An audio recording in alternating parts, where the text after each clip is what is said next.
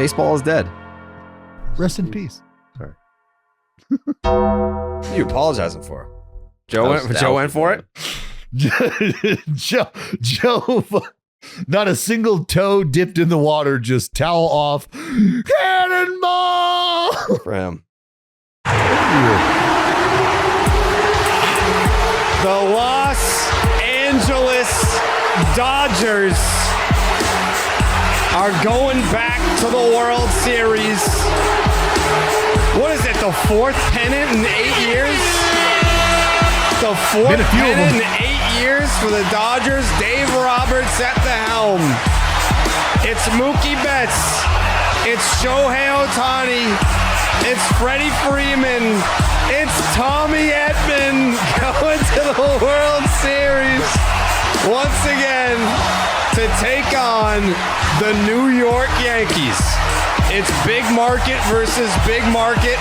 It's Shohei versus Judge. Everyone's going to be talking about it, and we're talking about it today on Baseball is Dead. It's the matchup that, depending on who you ask for, I think Dave Roberts said it's the matchup that everyone wanted. Some people are saying it's the matchup that nobody wanted.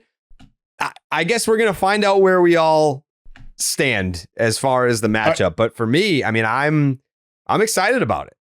I can't see this as I can't see at any point in time how this is a matchup you don't want or you didn't want or aren't interested in. There's no way on earth that you have been a baseball fan and you just look at these rosters and you're not into a 7-game series of these two teams playing at any point in time, let alone to decide the champion. Like, get the hell right out of here. Like, that's asinine. Yep. That is a stupid comment. I don't know. I mean, I feel like they're the two biggest markets, so they're obviously the two most hated teams. But naturally, I think what I tweeted the other day, because I didn't want to offend Mets fans, I still wanted to give them a chance to win the series, and they did have a chance.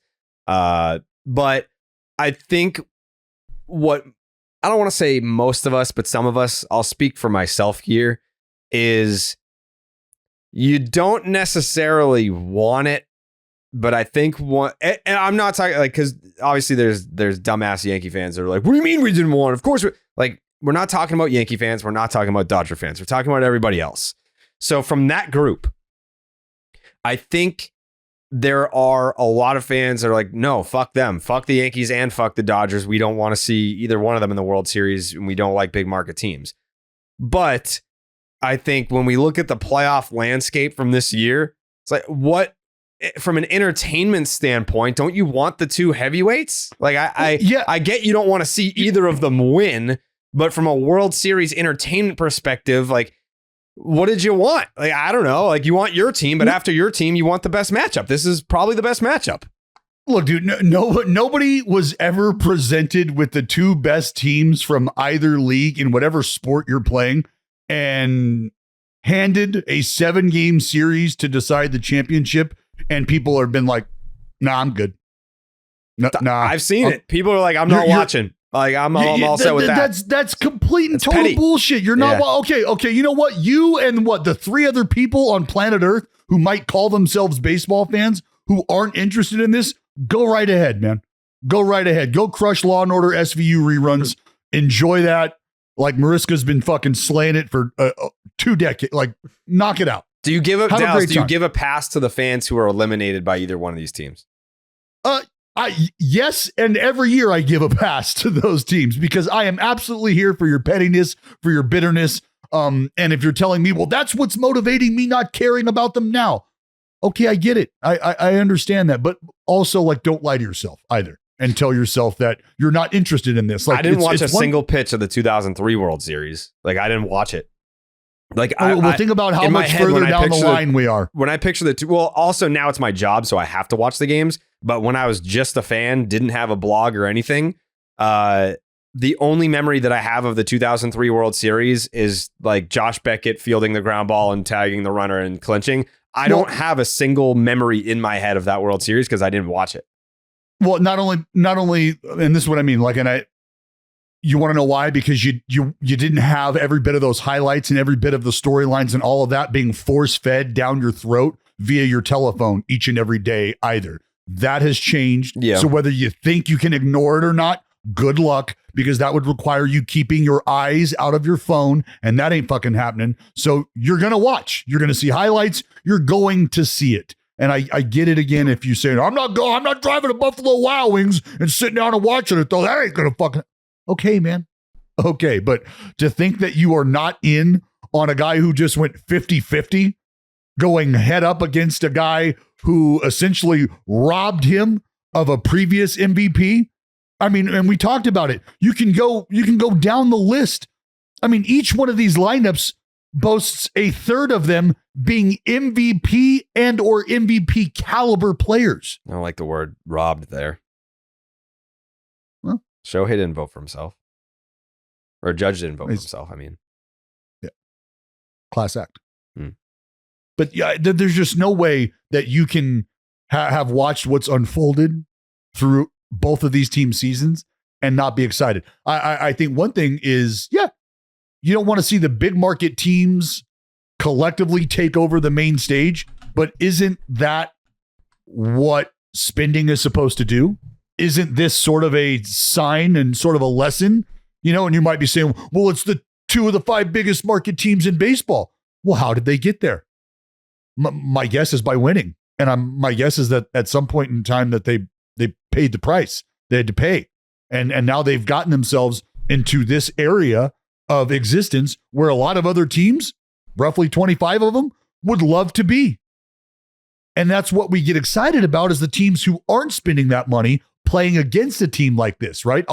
What's that M word that they use to classify small market teams competing against a money ball? Like, that's what everybody's excited about, right? You would love to see the Guardians square off against the Dodgers, because what would that look like? And well, I think we kind of got an idea of what that could look like, but yeah, the idea that people are out on this is just beyond me when we think about the sort of just strictly from a talent perspective, what's going to be on display.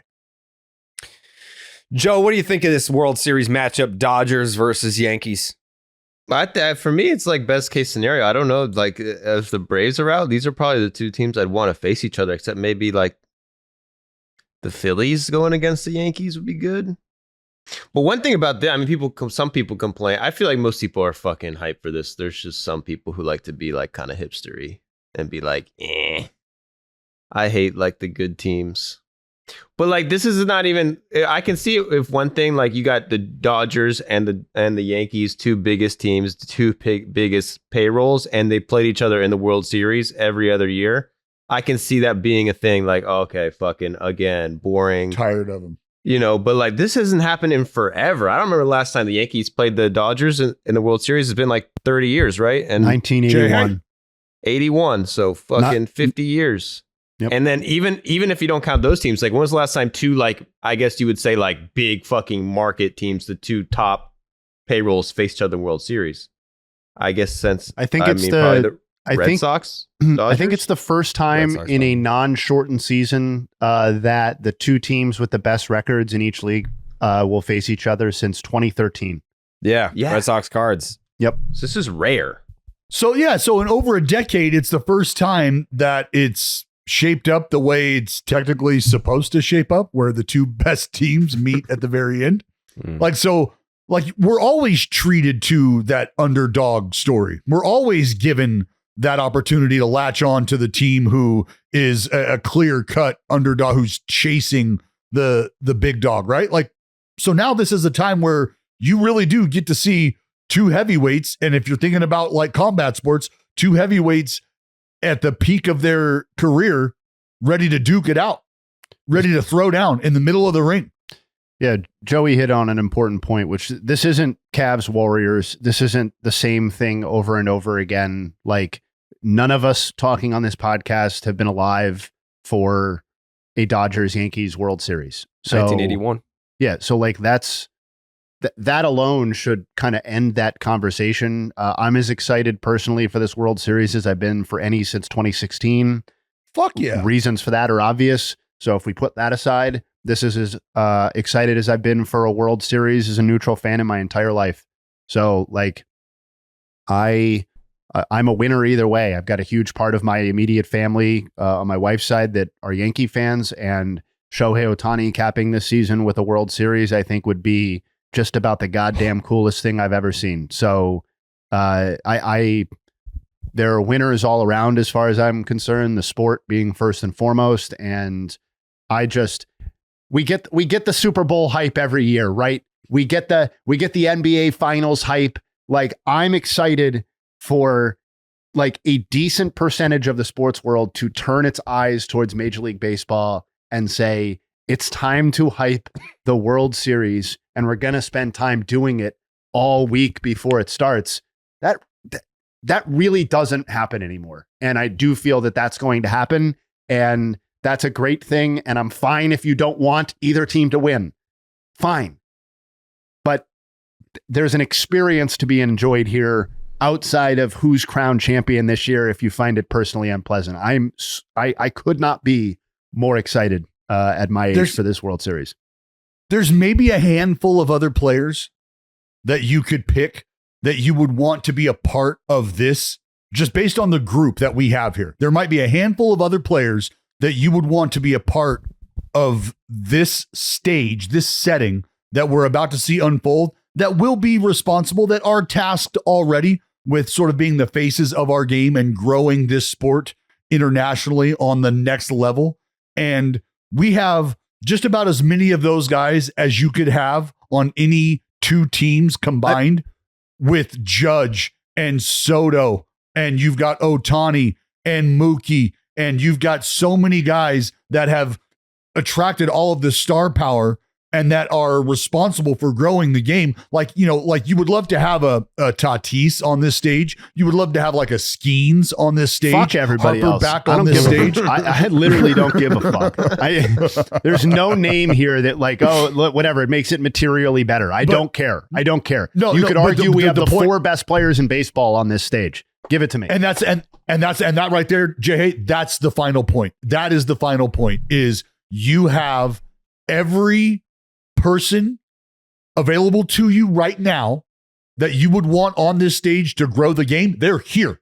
They are here. As far as who you can market this moment around, they are here. Do you realize we're watching at bats in the American League Championship Series with Shohei Ohtani on billboards behind home plate in that game? He's also taking at bats with billboards of himself behind the game he's in. This next broadcast, it doesn't get better. This next broadcast is just going to be, the whole thing is going to be the batter up graphic. It's just going to cycle through for all four elite guys. But like, so I think the coolest point, or to me, just me personally, is that I was thinking about it last night after they officially won the game. And I was like, man, the two best players in the sport, really nobody's arguing at this point, are going to be playing against each other in the World Series. And then I thought, man, I don't know that I've ever seen that actually happen in my lifetime. And I know somebody pointed out that like Posey and Miggy played when they both went on to win the MVP. Okay, fine. Buster Posey's not that guy. Okay, like, all due respect. Nobody was looking. Pujols and Poppy in 04. Okay. Yeah. Okay. What do you mean? Okay. Yeah. Okay. What do you mean? Okay. Okay. Pujols was Okay. the fucking best hitter on the planet. Ortiz was the best hitter in postseason history. They went head to head in a World Series. Pujols didn't win a game. Barry Bonds was still, Barry Bonds is still in the league. I don't think anybody was looking. I don't think there's ever been consensus on who the two best players in baseball are, like there are with Ohtani and Judge right now in a very long time. And even if you want to go through and say the technically two best players in the league played or whatever, like there is overwhelming consensus that they are the best. They are the most marketable. They're the two brightest stars in the sport right now. And we probably haven't had a World Series with those two players being featured at the same time in at least 40 years. And when you go back to a time when you're talking that far ago, and the first example I could find was maybe Mike Schmidt against George Brett in 1980. Is that really the same thing as Shohei Ohtani and Aaron Judge? I would say respectfully not. And then I thought, when does this ever happen in sports? In American sports, when does this really, truly happen? Like Brady versus Manning. Yeah, like Brady versus Manning. Like you had Jordan never Bird. played Kobe against. Yeah, but even when Jordan took Magic down Bird. those guys, Magic Bird. Like it's Steph very, Ron. very infrequently that you get these crossover moments in sports where the two best unequivocal players, no debate, are playing head to head. And it really never happens in baseball. And so I just I don't know. There's something that I really want to savor about this. And beyond the marketing, beyond the growth, they're at the peak of their powers and going head to head in arguably the greatest season that either has contributed. You could certainly debate that either way, but I don't know. It's going to be really special. And we're talking about the 4 best players in this series or in our game. And each one of these teams at this moment right now sort of has that cast off, if you will. It's Freddie Freeman and his ankle, but it's Giancarlo Stanton, who don't sleep on the boy. Don't sleep on him because of the. That's the whole point. Is he's almost been the cast aside until this series when you're reminded. Okay, Coley would tell you that you're an idiot if you homers. didn't factor in Stanton being the best hitter on the Yankees. I mean, Soto obviously has a case for that too, but it's like every fucking playoff, here comes Stanton and he's the guy, and Judge fades into the background. And now there's 2 guys to go in front of Judge. So I get what everyone's saying, hype up the whole Judge versus Shohei thing. But to me, it's Shohei versus Soto. There has to be something about people who are invested in a 162 game season, the way baseball is structured, getting a payoff where the 2 best teams are playing. I know we said it hasn't happened since 2013. That's not an anomaly that it hasn't happened since 2013. It almost never happens. Never happens. In the divisional era, it's happened. That's since 1969, it's happened 13 times.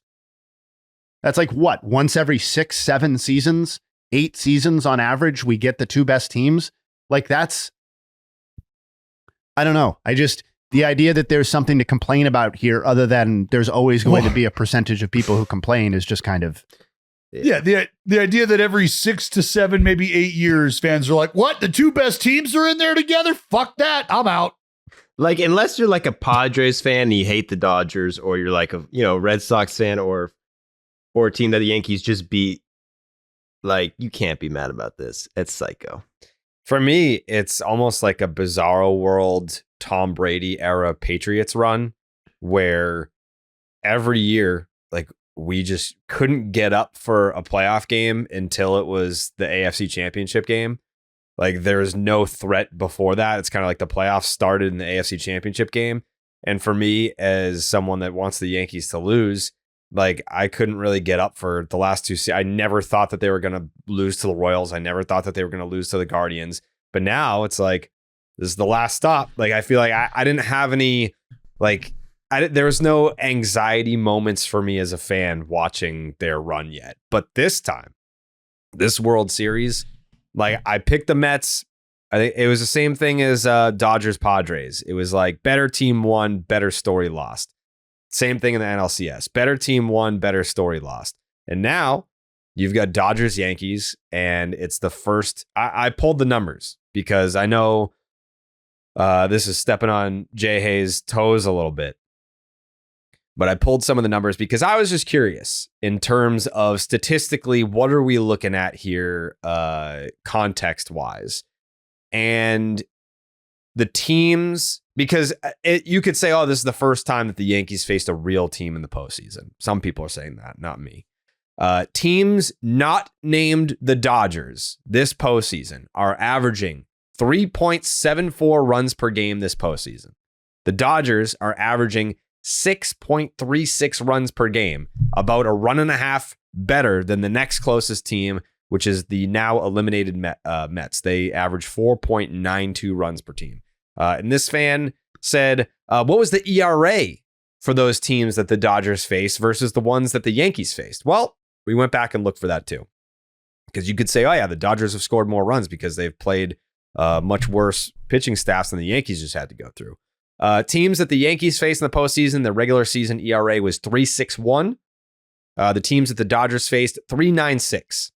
So about a quarter of a run better. Quarter of a run difference, we'll say. So not like inconsequential, really. And the Dodgers just absolutely bludgeoned the pitching staffs that they went up against. So we'll see. We'll see how it goes. But I'm excited. I am excited. I know people were asking me like, oh, like what's worse, the Yankees winning a World Series or Mookie getting another one with the Dodgers? Like I've already seen him get one with the Dodgers. Like Mookie is a Dodger to me. I like it. We've moved on. I would have been very surprised if you answered the other way. Yeah. Like, no, I don't want to see the Yankees win a World Series. I don't care if Mookie wins another one. He already has one. And I think by next year, once he completes next season, he'll already have been a Dodger longer than he was a Red Sox, which is fucking crazy. I just think it's great to see two of baseball's greats in David Ortiz and Mookie come together. And yeah, you already did this bit.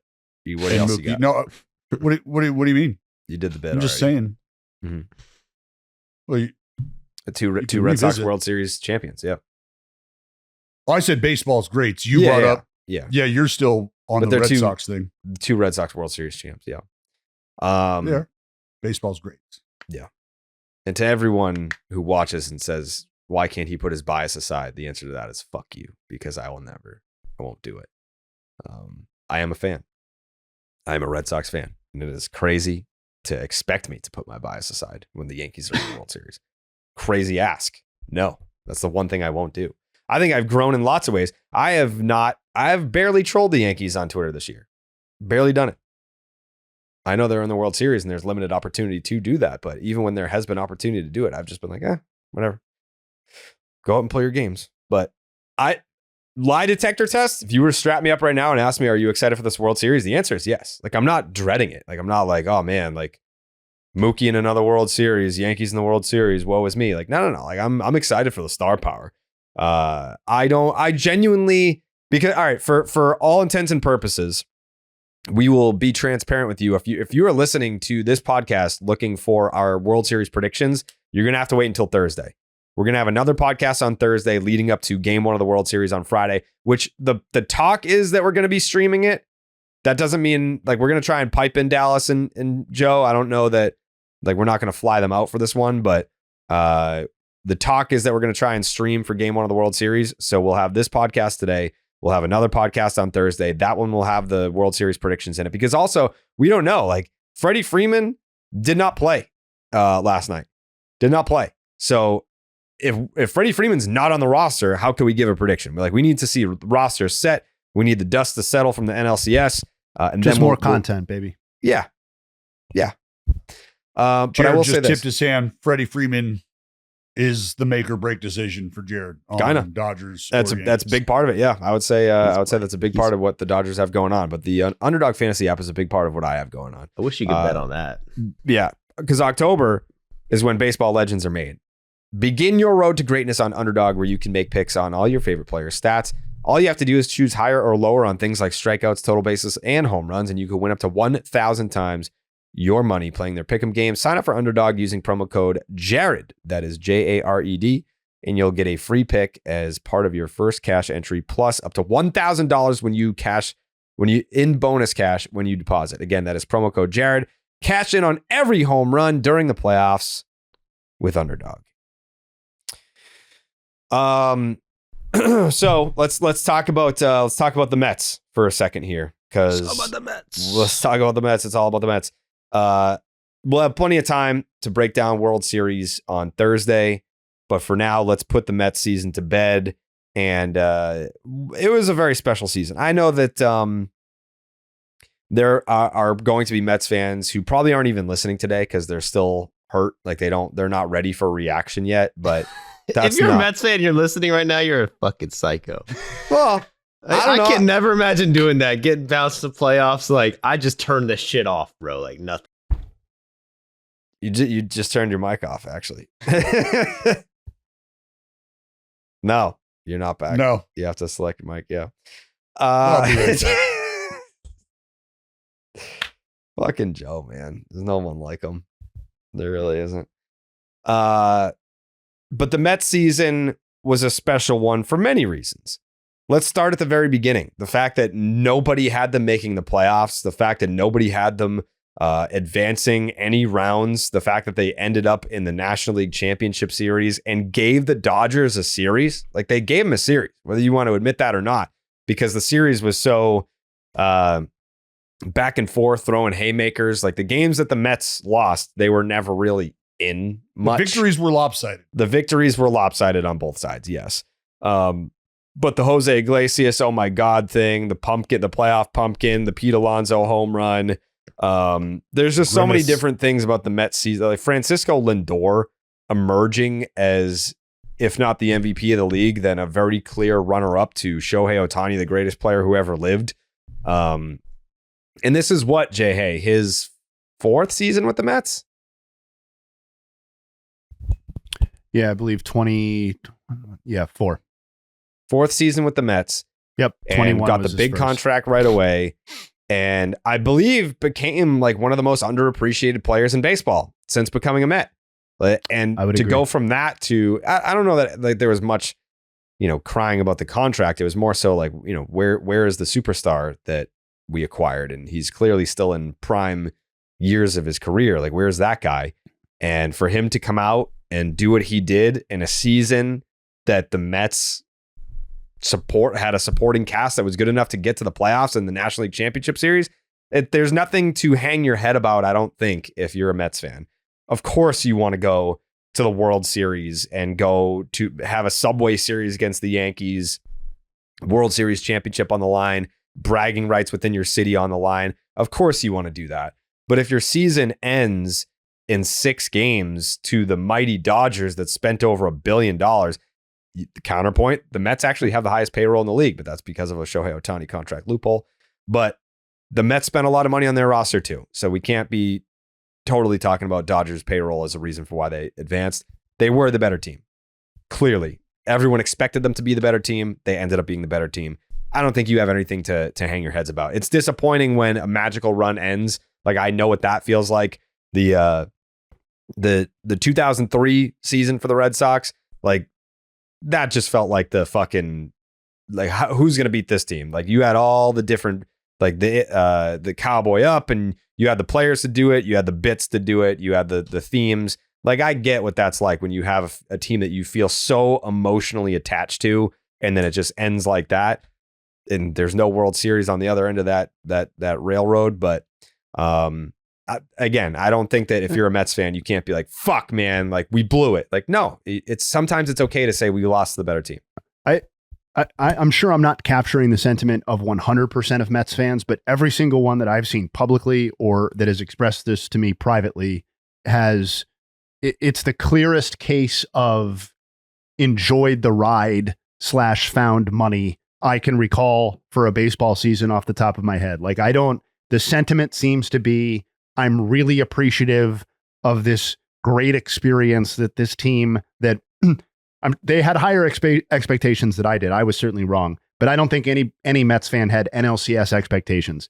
And the ride that these Mets took them on, which, as you outlined, had a lot of interesting little quirks and, fun personality elements to it. Grimace. I forgot to mention Grimace too. Yeah. It seems to be like, we ran up against a better team, and I'm kind of sad that it's over, as opposed to I'm lamenting, relief pitcher decisions, or like, what the hell were we doing here? We could have won the, it's like, thanks for the memories sort of thing. Yeah. Which is totally fair. And I think a very healthy way to look at the season. No doubt. Mets fans did not Mets. That's what they didn't do. You typically wait for the Mets to just Met at some point in time during the season. That didn't happen. And Mets fans didn't Met either. They weren't they appreciated every bit of what was happening in the moment, as opposed to just constantly looking for the train coming at them and telling everybody that that's what was coming down the tracks instead of a trip to the NLCS. It was, it wasn't that. And that was, I think, a big takeaway, a big difference, just online interaction, everything. Is it wasn't the vitriol that I think you're used to coming from Mets fans, from angry Mets fans. You didn't get that. from our guy Black Irish. Why has game 1 of a series become so important? Since the start of the 2022 postseason, the winner of game 1 in each playoff round, World Series, LDS, LCS, and World Series, has a 29-3 series record.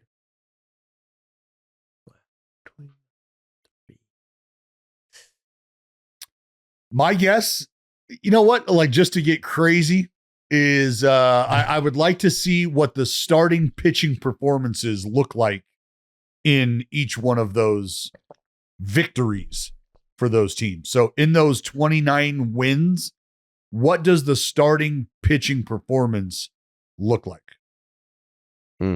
I would venture to guess more times than not, 15 outs have been acquired. So over that span, we've increased the number of 3-game series, right? That were being played relative to before. Mm-hmm. That's probably that would have to be some part of this, right? That the winner of a game one of a 3-game series probably is going to win. Obviously, much more likely to win the series than a 5 or 7-game series. So yeah, like last year there was no game 3s, right, Joe? No. Yeah. So I think it's that coupled with random variation would be my guess. On if it applies to the DS and LCS and World Series, then I think it's probably just short sample size or small sample size. But I think the increase in the number of 3-game series is driving a lot of that. Sure, but only 3 series losses for teams that have. Yeah, but hasn't it been outlined that like the wild card round has just been a bloodbath every year? Pretty much, yeah. So like, well, I don't have those numbers in front of me, but if that's accounting for a decent chunk of it, then I think that's at least explanation number 1, if not explanation 100% of all of it. If you look back at just this series alone and you go to game 1, it was Jack Flaherty versus Senga game 1, and the Dodgers wrecked them. But looking back on it, like you can see, like if the Dodgers would have lost game 1, because game 2 they had to start Ryan Brazier. You know, they were behind the 8 ball with that pitching. It was shaky. So like, no one was saying it at the time, but low key, like game 1 of the series was kind of a must win for the Dodgers as much as it could have been. Because if you lose that, then you have to go to Brazier and the bullpen game. That's rough. In that game, they got smoked too. So in this series, game 1 was fucking massive for the Dodgers. You need to win the games when you have starters available, because nowadays you only got 1 or 2 who you trust. So those games become so important because every other game you're going to have to go fucking 5 innings of your bullpen, and you only got like 9 of those guys. Joe, how many innings did Flaherty go? In game 1, I'm going to guess 5 or 6, probably 5.5, 5 2/3. He went 7. 7. And that all starts to take you into the bullpen and who's available, who's rested, who can respond to back-to-back days, who can respond to extended outings, blah, blah, blah, blah, blah. It all starts with who can get you the most outs at the beginning of the game and who is going to benefit from that. For me, it's a simple equation. You have X amount of pitchers that you are willing to put into a ball game at certain times. And if you don't have to start to dip into that pool, then you're in a better spot than the other guy. Because if the other guy has that same list and you're seeing their guys early, I always talk about it in a series, especially during the regular season, especially during a stretch where teams don't have days off and they're going to be playing multiple division opponents. It really behooves you to kick the shit out of a guy early game 1. Why? Because say it's a 4-game series, you are going to be exposing guys down there in that bullpen early in the series and likely often if you're able to chip away at them day 1, because they're going to have to figure out how to cover how many outs game 1 of this series. So it just, for me, it's a simple equation. Whoever is able to accumulate more outs from start to finish of the outing of the starter, the better off you're going to be. And I mean, none of them pitched well, either of these teams. Dodgers scored 10 game 4, then game 5. Mets scored 12 last night. Dodgers scored 10. Every single one of these games had at least 10 runs, except for 2, and those were 9-0 win and an 8-0 win by the Dodgers. So, like, this was offensive fucking series. I mean, last night was, I think, the best example of that. Like, you knew going into last night, if Manaea wasn't going fucking 5 innings, Mets were probably screwed. It was not going to be good. You know who deserves a massive shout out? Massive shout out. Me. Brent Honeywell. Yeah, I saw that. Brent clip. Honeywell deserves a clip of what? Oh, you didn't see the clip? No. Yeah. It was literally Max Muncy was just trashed and in his feelings talking about Brent Honeywell. Oh. Let me see if I can find it. What was it? Was it after the game? Oh, yeah. No, he was shit-faced during the game. No, I'm saying when he was. Yeah. Oh, he was interviewed. Okay, I got what you're saying. Yeah. Max. Have you had beer dumped on you? A few times, yes. Okay. All right, good. Just making sure. You can't be dry in this clubhouse right now, David. I feel like I'm got more champagne and beer than you two. Hey, little story for you, all right? This guy threw, what was it, 4 innings? 4 2/3 for us in New York. He came out of the game. What did I tell you? He said I want us game 6. Wow. And you were right. How much does Brent Honeywell mean to this team? Just everything he brings. He has a dog. He has a dog. Our whole bullpen's dogs, but this guy put him in any position. Hey, you need 2 outs? He's got you. You need 3 innings? He's got you. This guy don't care. Hey, you need someone to throw live BP in San Diego? He's got you. This guy might have gotten Mookie Betts right because he threw him live BP. I don't know if you guys knew that. He threw him live BP because he wasn't active at the time. He threw him live BP. Mookie Betts started going off. Did you throw him a screwball? No, I fed him down the middle and said, crack that shit out of the ballpark. That's what I said. I told all 3 of them, I'm throwing it down the middle, and I want you to hit it as far as you can. That's awesome. Brent Honeywell might be the undercover MVP of this team. Hey, you never know. You never know. This guy's a dog. He's one of the heartbeats of this team. It doesn't get stated enough. He doesn't get enough credit. This dude's amazing in here. On the bus, in the clubhouse, in the bullpen. This dude's amazing. Muncy, what does this team mean to you? Hey, and every bit of that is 100% true. 100% true. Like, we all got a little thing when you bring guys into the clubhouse. I will typically give it a few days when we have somebody come in, and I just walk right back to the clubbies. And they just tell me straight up, like there's a word that they use that just, and if I hear that word, I know who we got. I know what we got. And that was the word that was used immediately upon entering the clubhouse when I was taking stock of who Honeybee was.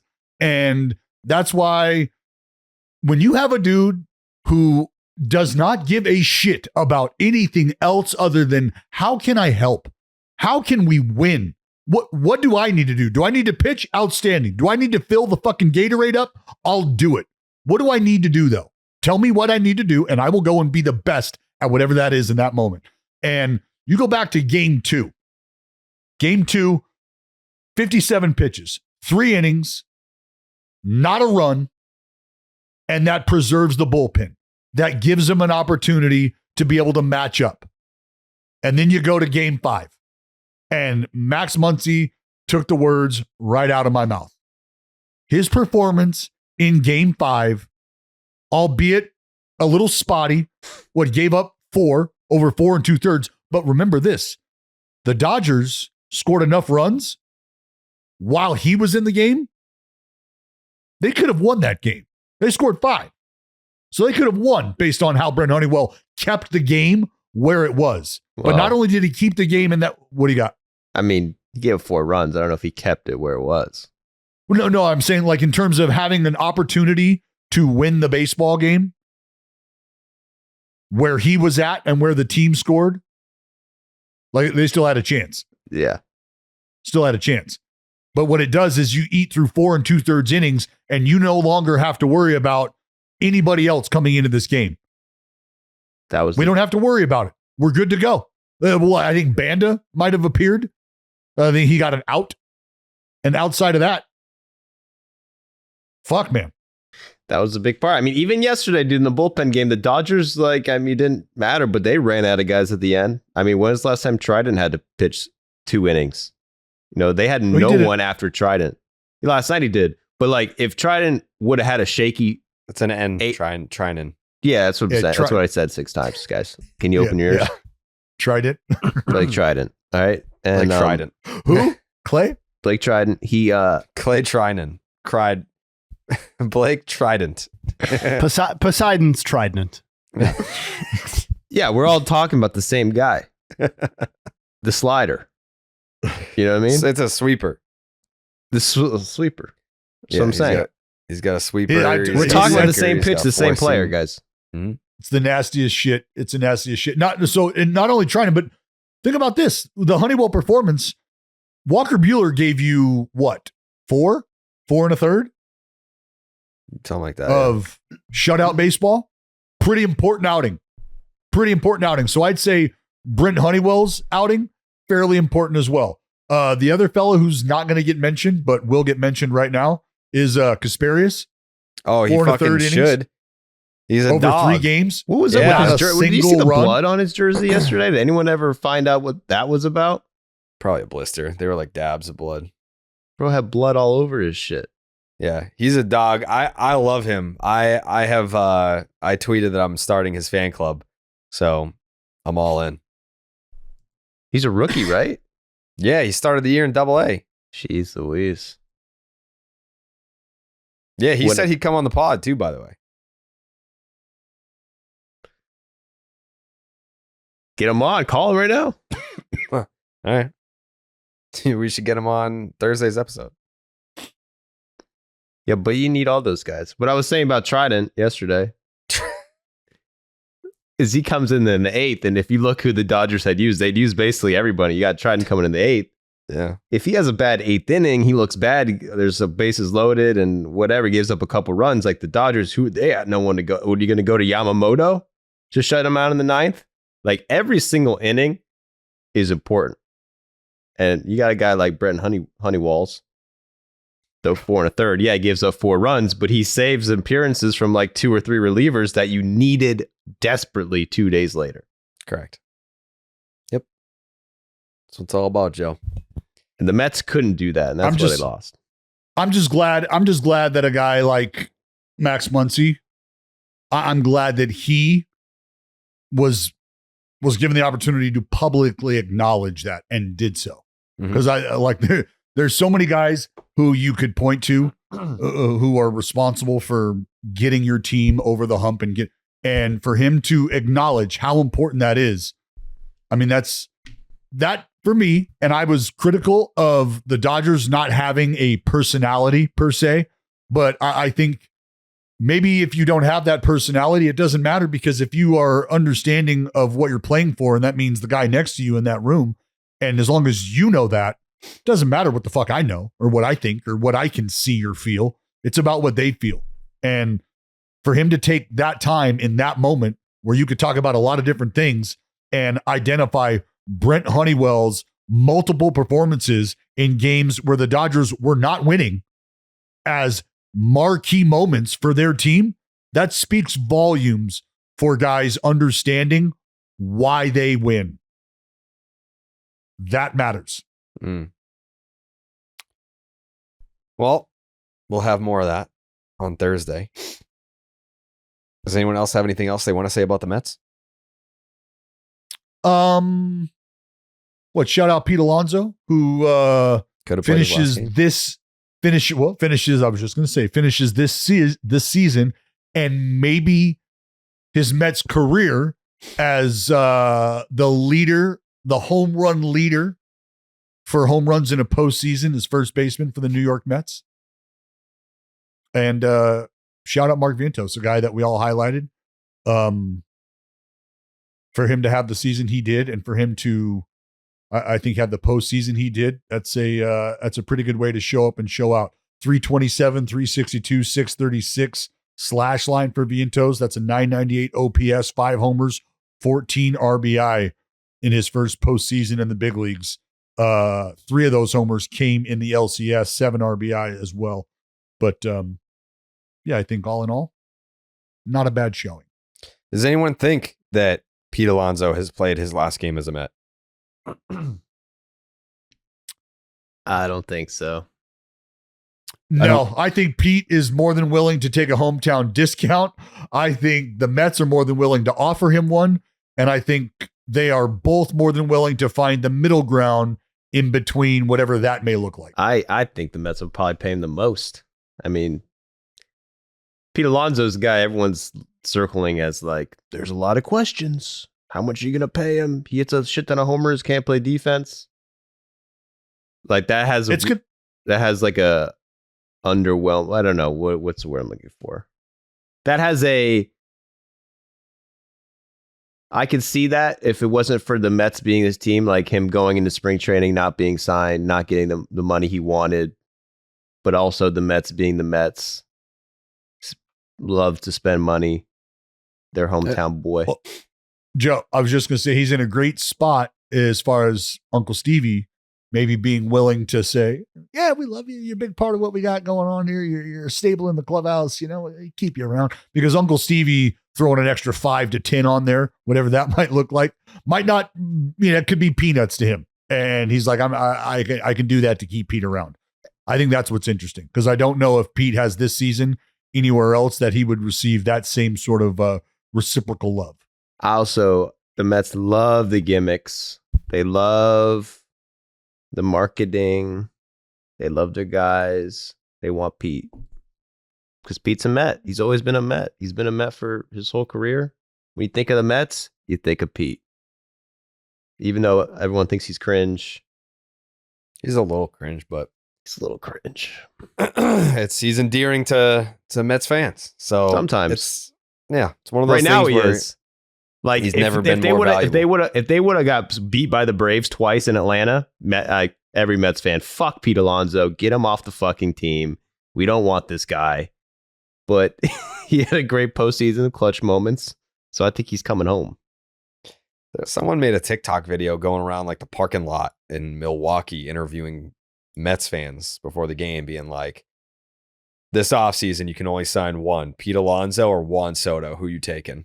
And a lot of people said Pete Alonso. Oh my God. Like people in Mets jerseys are like, yep, give me the polar bear. It's like, okay, that's your guy.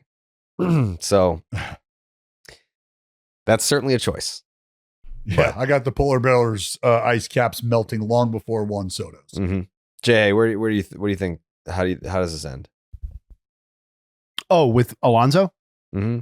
Yeah, I think I'm trying not to get caught up in the emotion of an NLCS run, but I do think both teams are materially more incentivized to reach an agreement with each other than I thought they would have been probably the last time that we talked about this. That's in both directions. I had questions about what the Mets medium-term and short-term future looked like at points in this season. I think they can and should be operating as a team that's, really, really obviously trying to win big next season. That would make bringing Pete Alonso, whatever his flaws, back an important part of that, unless you're going to replace his production somehow. I also think while the pressure was always going to be on the Mets and Cohen to have a significant offseason, whether that's Juan Soto specifically or just in general, I think the pressure, once the good feelings of 2024 Mets fandom kind of dissipate a little bit and we get into the offseason, I think the next emotional reaction is going to be there's a lot of pressure on this front office and this ownership to deliver a big offseason to build on this NLCS trip and make next season a big season as well. And I think bringing Pete Alonso back makes that picture a lot easier to achieve than letting him walk. So I think I thought he would be gone if we talked about this 3 or 4 months ago. I think he's much more likely to find a resolution now with the Mets. Black Irish back with some context for you, Jay. Game 1 winners in the series record 2022 to 2024. The wild card series, if they won game 1, 12-0. In the division series, if they won game 1, 11-1. LCS, if they won game 1, 5-1. The World Series, 1-1.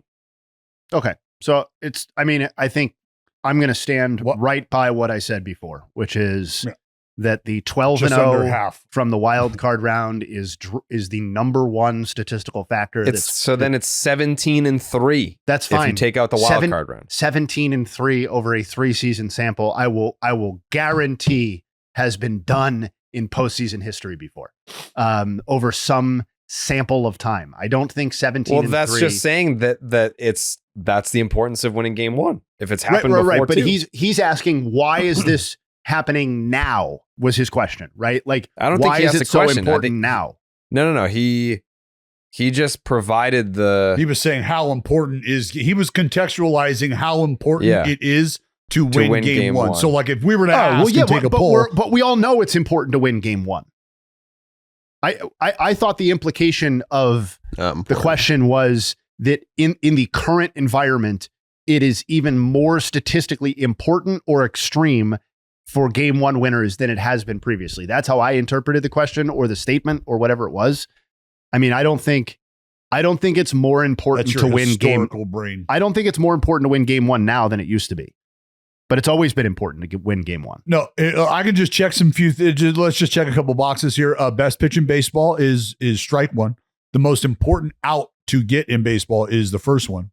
And the most important game to win in baseball is the one you're playing in.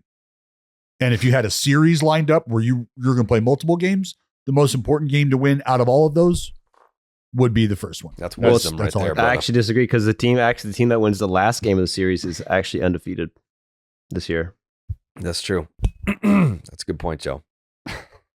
The 3 game 1 winners that lost their series, the Dodgers in the 22 LDS, the Phillies in the World Series in 22, and then the Phillies and the LCS last year. But to go to the trend thing that Black Pirate, is that who it is? Black Irish. That Black Irish was saying. Pirate. I don't remember. But is that what you'll also notice is that the longer the series goes over that time span, the less the trend exists. So 12-0 in the best of 3 series. What was it? 11-1 in the DS. Best of 5. 5-1 in the LCS, where there's 2 of them. 1-1. And 1-1 in the World Series. So, yeah, I think that backs up. That 12-0 is obviously very extreme. But I think that generally speaking backs up what you would expect from game 1 winners.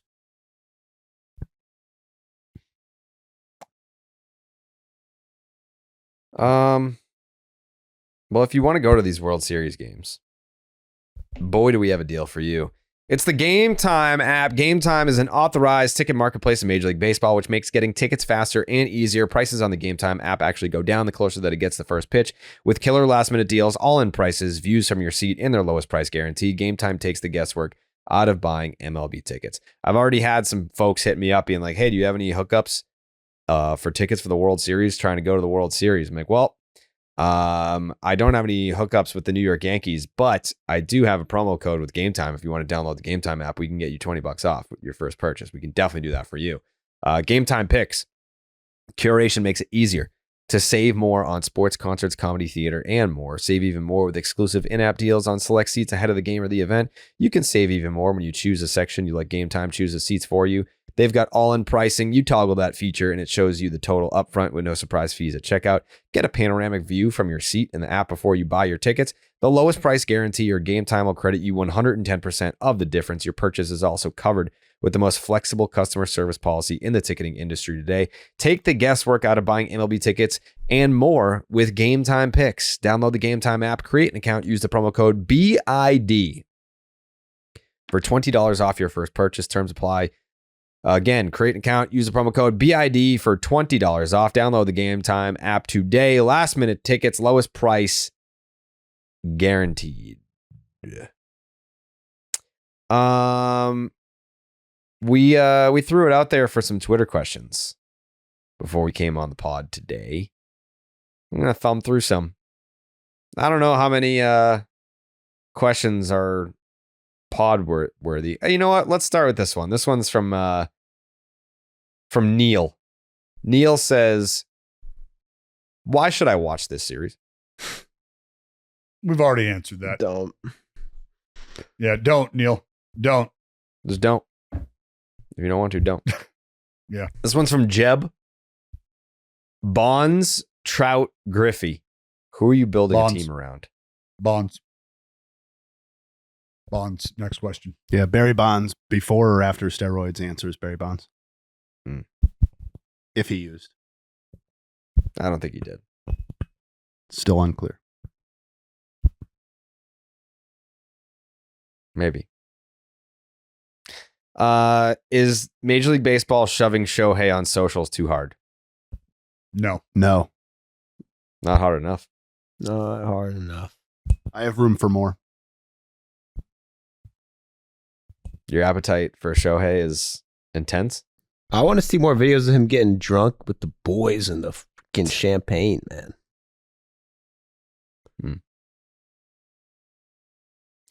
This one's from Matthew. We like Matt.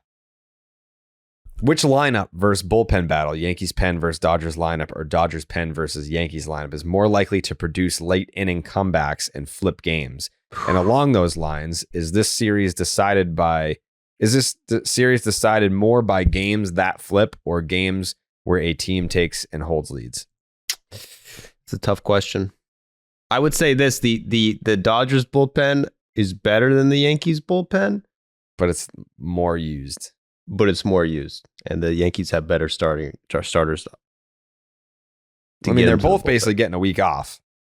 Yes. Oh yeah, everybody's going to be lined up. Everybody's going to be rested and ready to roll. Both managers will have the opportunity to line up their pitching exactly how they want. Neither team is limping into this in terms of having a guy on short rest that they'd really like to have on. Nope.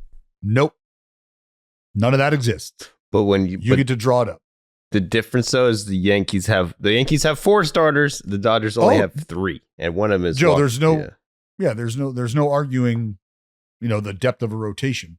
This is just a matter of how it lines up and how you choose. Also, you got to take into account like the Yankees. They got 2 lefties.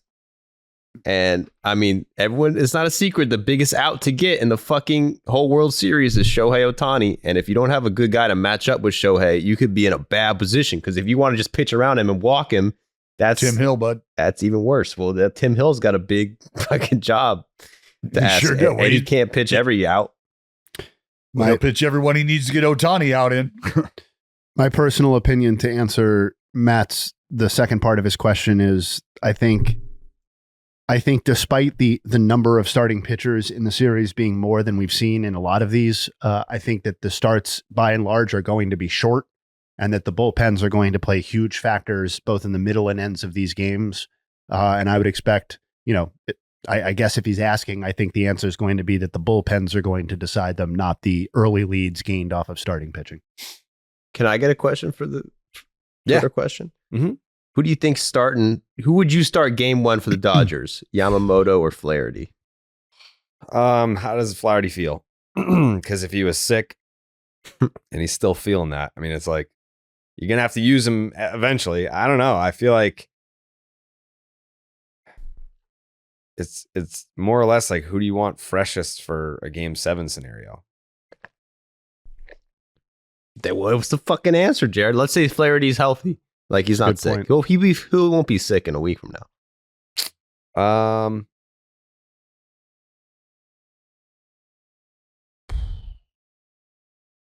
I'm gonna tell you right now, probably Flaherty. You know what? I'm gonna say Flaherty because who do I want freshest for a game 7? No disrespect to Yamamoto, but Flaherty has more fuck you in him. He takes everything personally and he's very petty. So if game 7 rolls around and Flaherty's your game 1 and game 5 guy, and it's all hands on deck for Game 7, I don't think Flaherty's going to forget that the Yankees had a trade in place for him and said, fuck that because the medicals.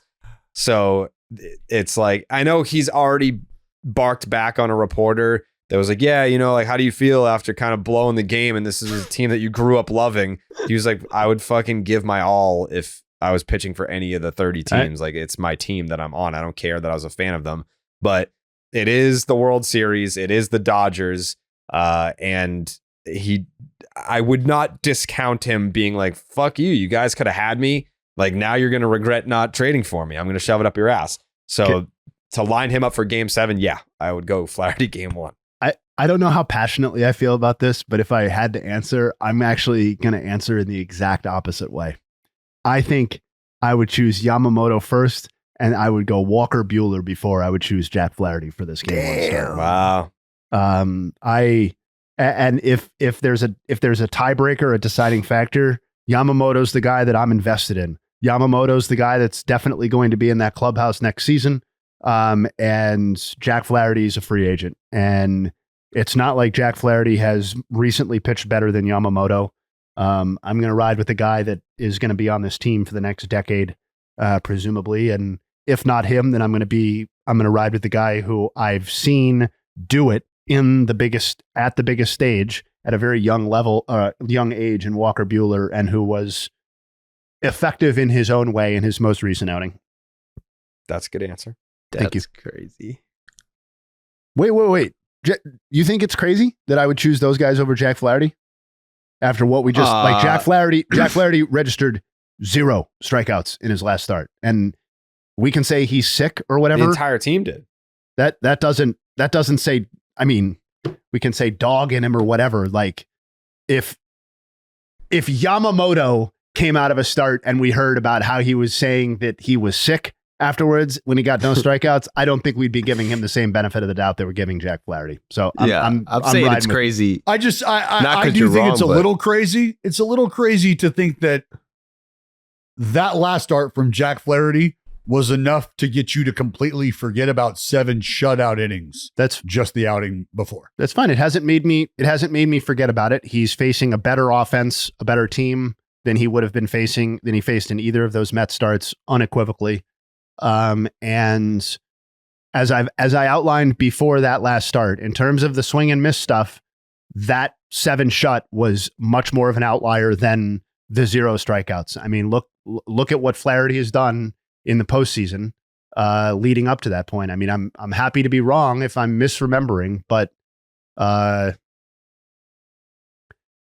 yeah, he had 2 strikeouts the start before, where he had as many home runs as he had strikeouts in the first start against of the postseason, and his whiff rate's been heading in the wrong direction for basically his entire tenure with the Dodgers. So another thing to take into account is Walker Buehler has made 2 starts this postseason. In his first start against the Padres, where he went 5 innings, 0 strikeouts. Yeah, trust me, I'm not like saying that that Walker Buehler is a slam dunk answer over Jack Flaherty. Please don't misconstrue what I'm saying. I'm saying if we're required to answer the question, my first choice is going to be the guy that I have signed up to a $300 million contract, who threw the most convincingly of all of these people the last time we saw them on the mound.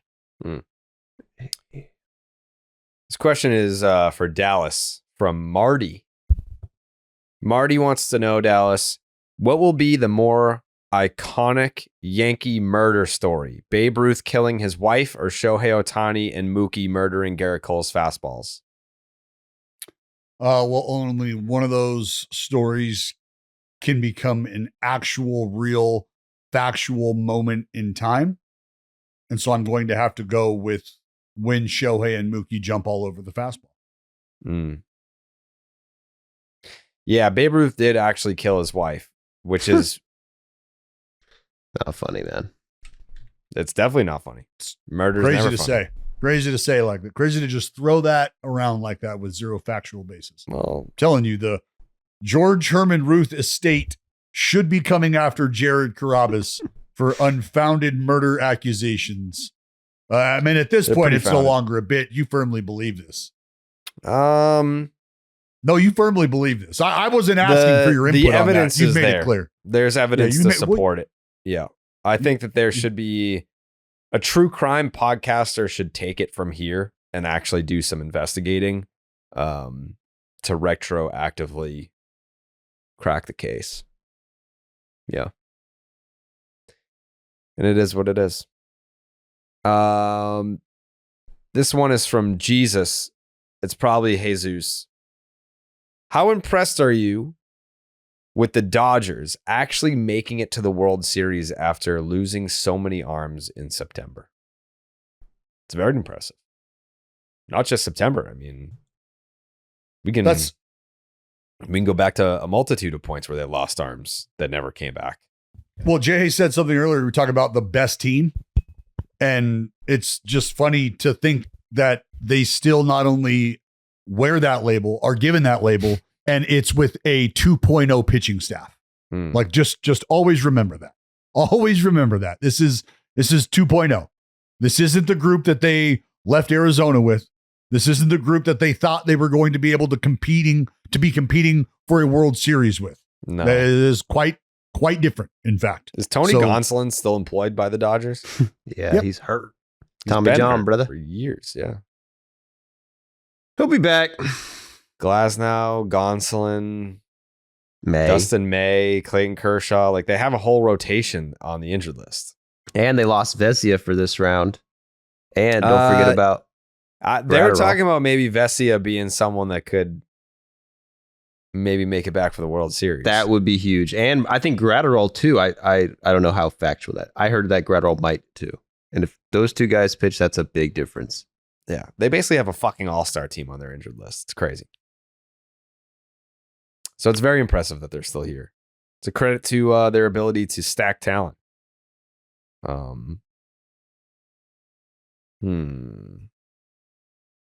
As an avid Red Sox and Giants fan, do you have any tips on how I can possibly avoid all info and news about this World Series? That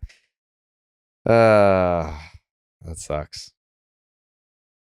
Question for Jay Hay. What is the highest combined WAR for a World Series matchup?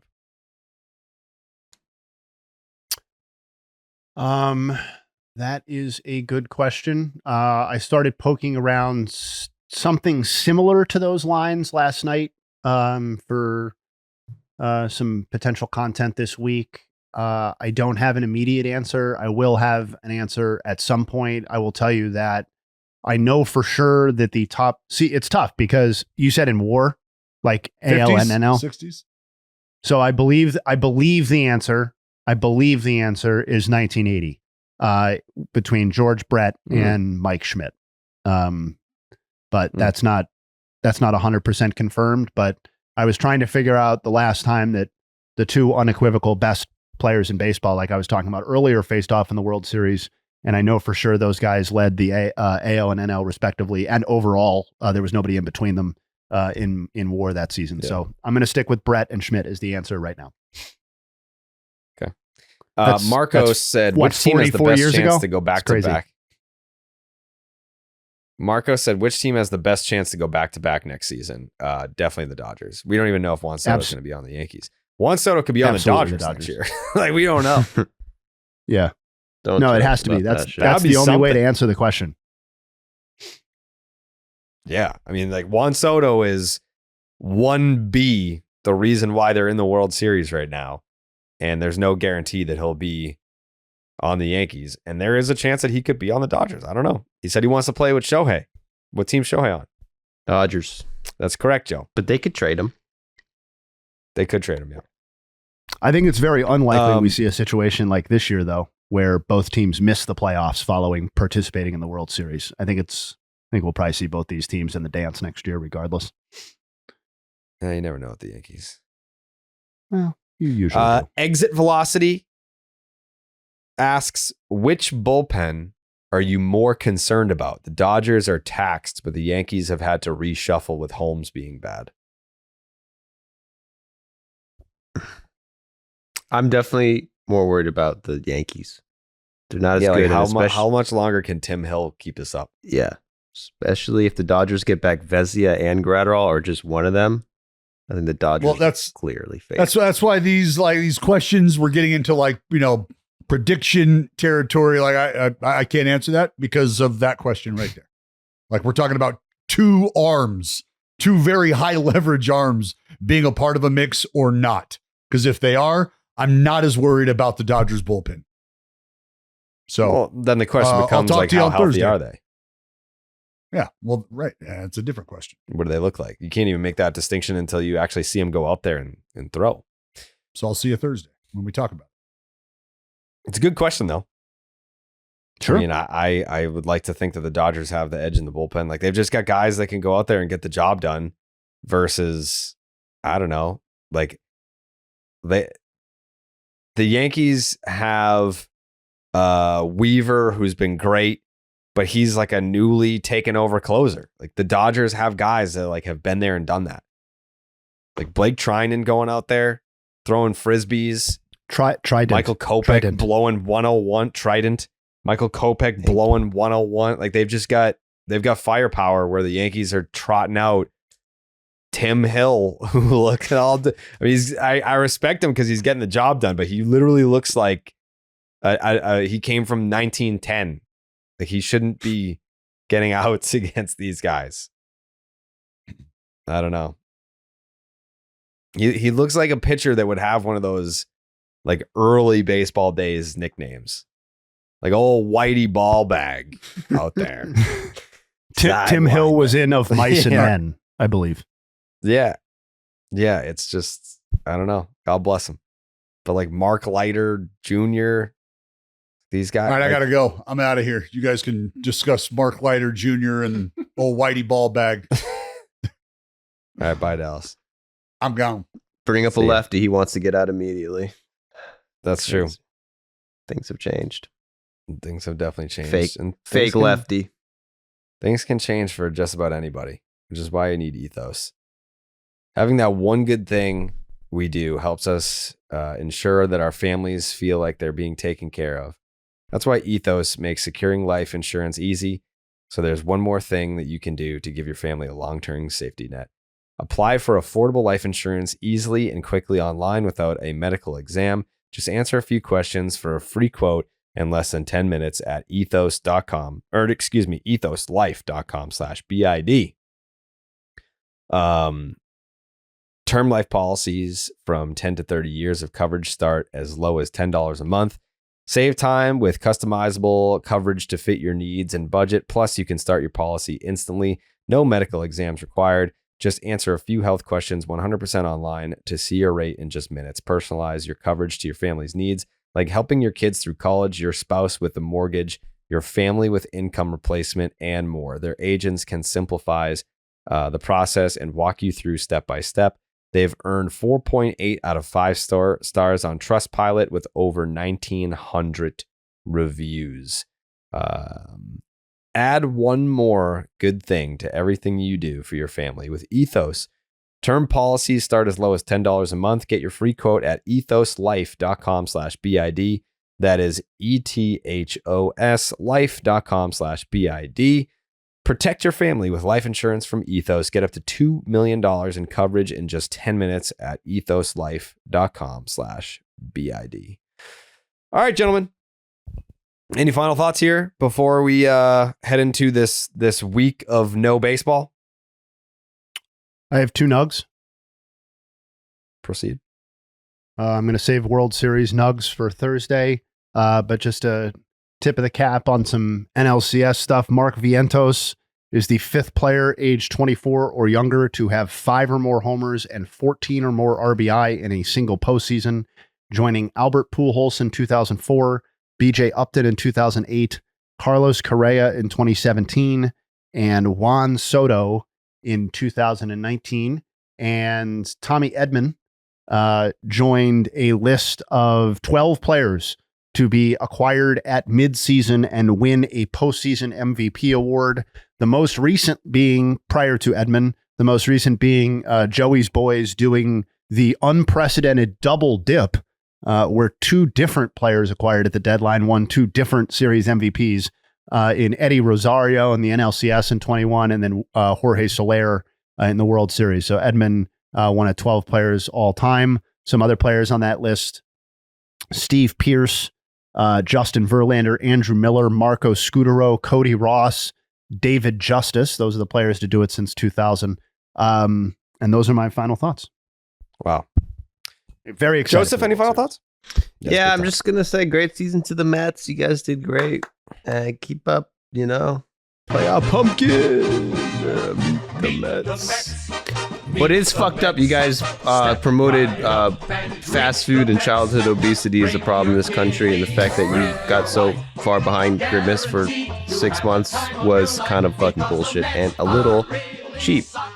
It was kind of like low-hanging fruit, kind of like, I would say, immoral. But whatever, tip your cap. Jose Iglesias, the star with the song, you benched him when it mattered most. And so that's nice, Stick with the guys who got you there, I guess. But you benched your fucking guy with the song. You got a lot of kids to be fatter than they should have been, and you didn't even get a World Series. But you got a nice little viral song, and you had your moments. So I just want to say congrats to the Mets. No reason to be ashamed of a loss like that. That was big of you. A lot of the questions that we got were why do the Mets get so much national hate? I don't feel that way. I feel like when you are a fan of the team, you think that everyone hates your team. That's kind of just how sports fandom works. Maybe the Mets did get more hate than other teams. I don't know. They definitely got more hate than like the Brewers, but it's like I mean, they get less hate than the Dodgers, and they would have in the matchup gotten less hate than the Yankees. So I'm not really sure what we're talking about here. Two of the three remaining teams had got more hate than you. Yeah. And always do. You play in New York. It's true. Don't do a little brother complex thing and then complain about criticism. Yeah. It's all right. They'll be back next year. Jake's takes? Just get me to Friday, baby. Let's get this thing started. Yeah. Stream's going to be great. Jay, hey, you coming? Yeah. Fuck yeah. Yes, sir. Jay, hey, in the house. Joe, you're invited, but I mean, I don't know. Like, maybe I'll show up. Yeah, I feel like good drive up there. Long ride for you, so maybe we'll find a way to just sleep on the couch, pop up, be ready for game 2 on Saturday. Yeah, that's true. Yeah, that'd be great. All right, we'll be back with more Baseball is Dead on Thursday, our World Series preview prediction pod. We'll see you guys then. We go.